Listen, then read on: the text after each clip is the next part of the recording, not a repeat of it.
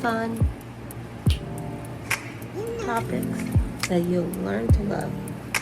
All about learning how to change your mind into a positive attitude, then you come to the right place, because Wisdom Talk is when we just have a lot of fun and we talk about ways to elevate our minds into a positive thinking and a holistic and godly approach. So if you guys want to join, then you come to the right channel.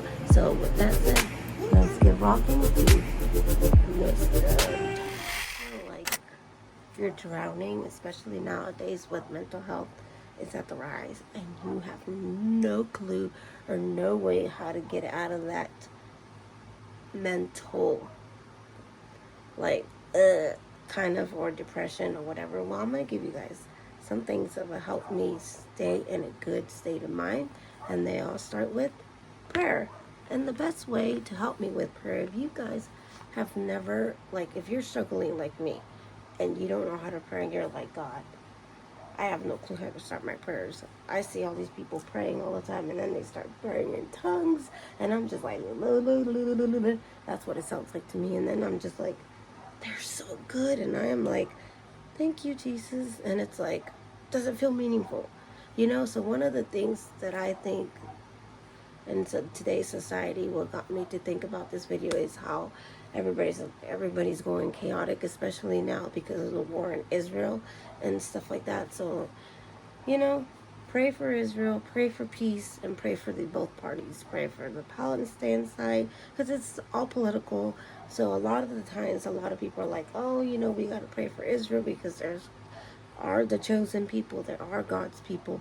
Yes, they are God's people and they are chosen, but we also have to pray for our neighbor, for, you know, like he says, love your neighbor like you love yourself. And so you want to pray for the Palestinians, because a lot of the times it's not the Palestinian people that are doing this, it's the governments. And so it's like a war between governments, and it has big issues. But besides that, one of the ways to stay focused on a good relationship with your mind and your health is prayer. So before I get started on showing you guys that, why don't you guys give me a thumbs up and lets me know that you guys like this channel, and lets me know that this video could be helpful to somebody else, and it might potentially help them and bless them in a way that they never thought possible, because they realize, oh, this is actually something I can use, and it might help them in the long run. So thank you so much for subscribing to my channel. And if you're new to my channel, hi, my channel is all about learning how to think in a positive, holistic, Christian way, in a godly way.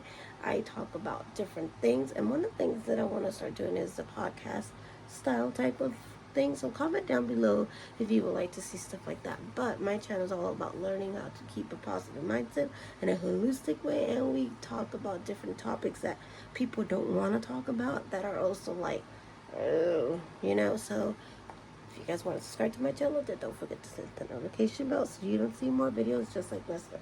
So number one is knowing that God has a promise for you.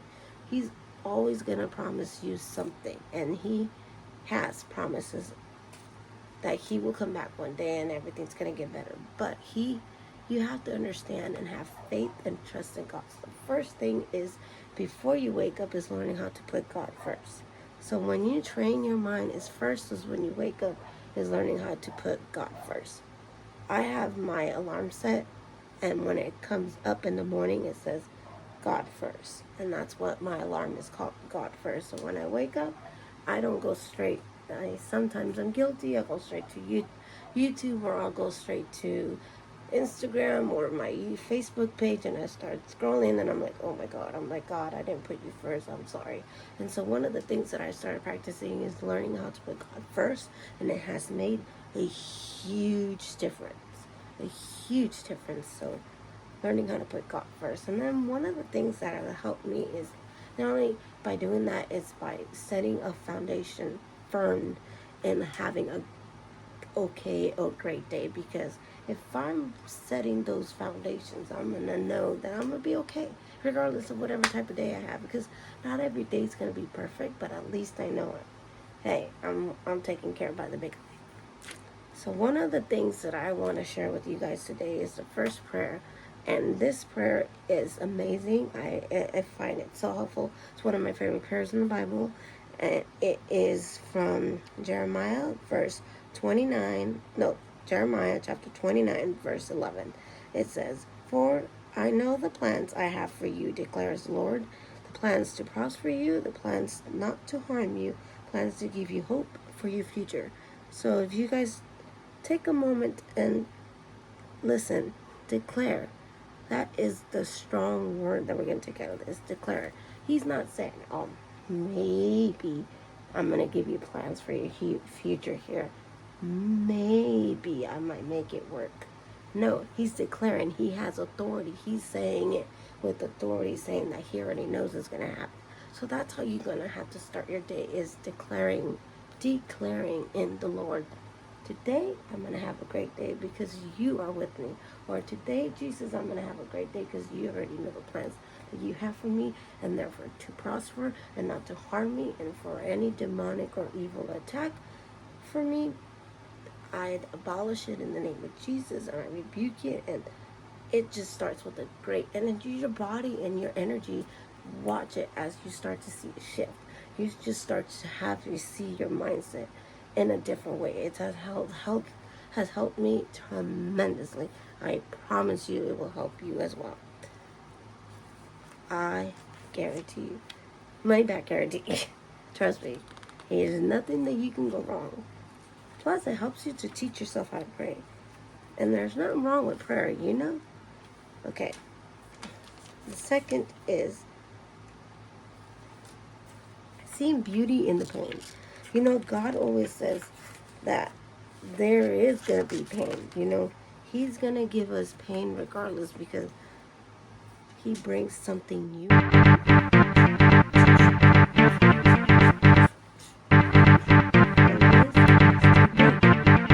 Break. It might help you out of it.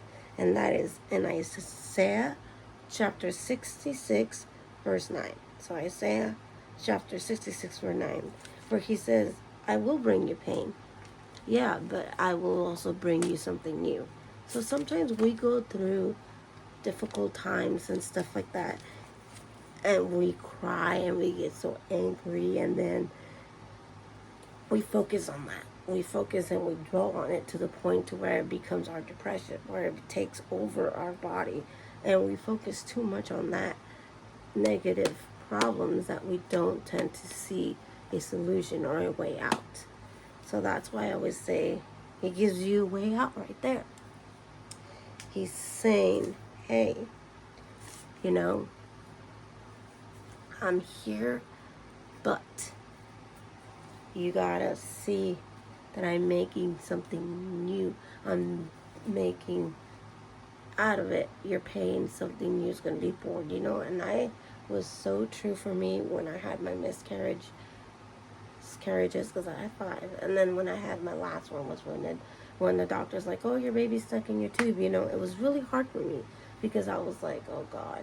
I'm like, why? Am I doing something wrong? How am I going to tell my son? Because he doesn't want to be the only child. He's been praying for so long to have a brother and a sister. And I'm just like, how am I going to, like, fix this? Because I know, you know, and people are going to ask me questions like they do at work all the time. Like, how do you, and I had people tell me, how do you lose babies?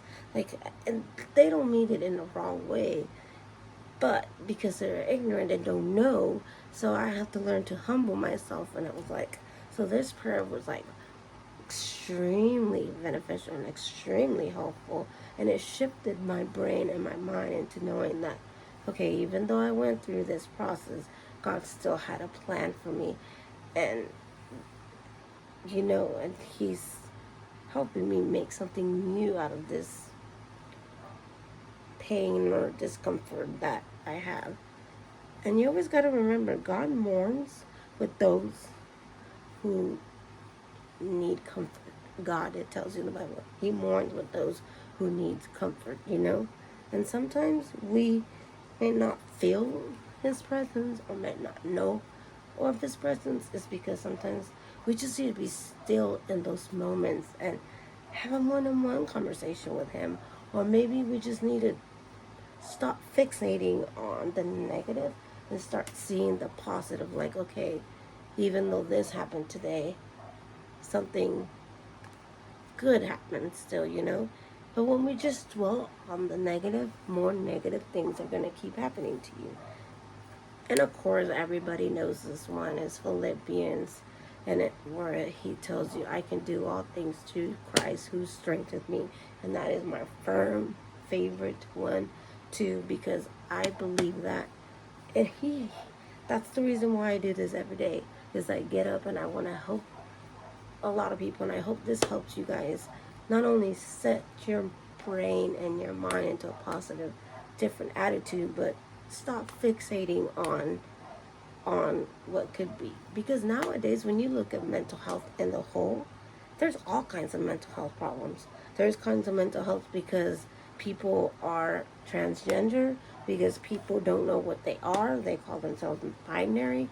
People now are considered themselves, you know, with the whole women and men thing. It's like, oh, women are superior to men, or men are superior to women, and blah blah blah, and all this like pro. And I've been listening to all these people always talk about, wow, we don't get paid enough, and they get paid more, and blah blah blah, and this and that. And it's like, I'm just like, whew. And then when I look at society in a whole, the world will spit you out the same way you came in. So that's why I don't want to be a part of that world. Nor do I ever want to be a part of that world, because sometimes I feel like that world is just going to eat me up alive.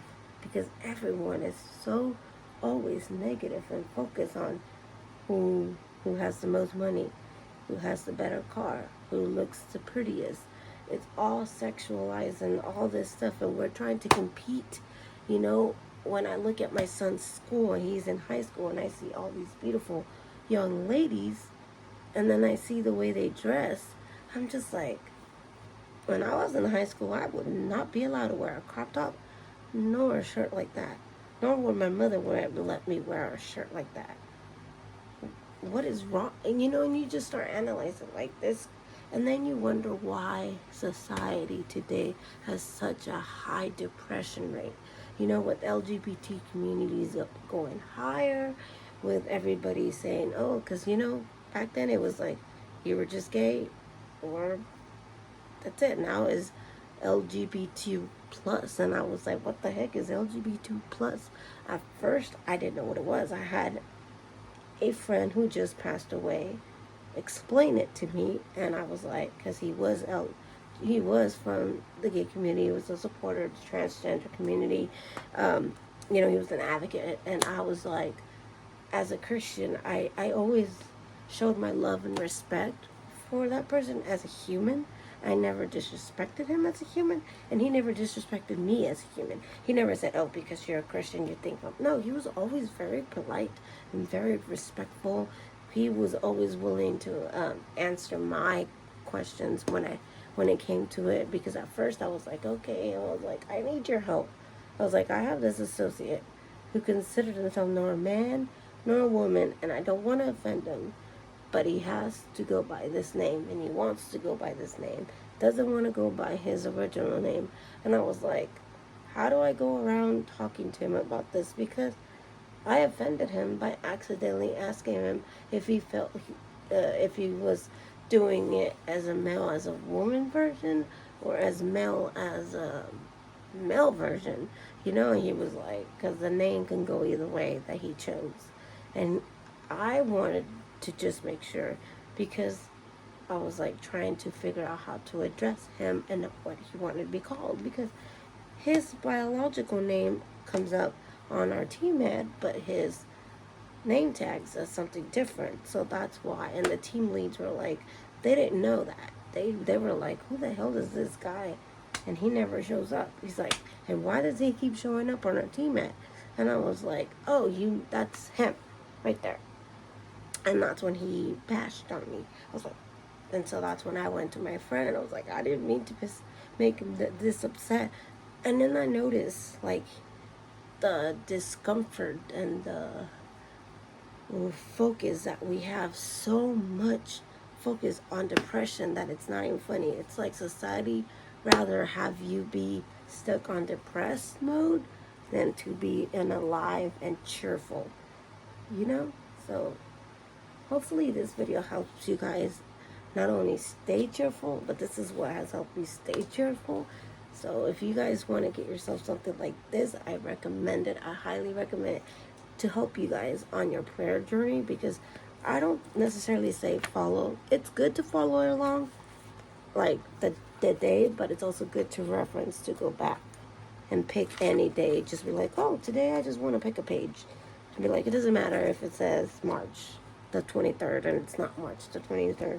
Just pick a day and be like, it may be a coincidence and that's what the verse you needed to read, and you're just like, whoa, So I hope this helps you guys. I'll see you guys next time, and enjoy the train ride with me, and stay focused on loving yourself and seeing yourself in a bright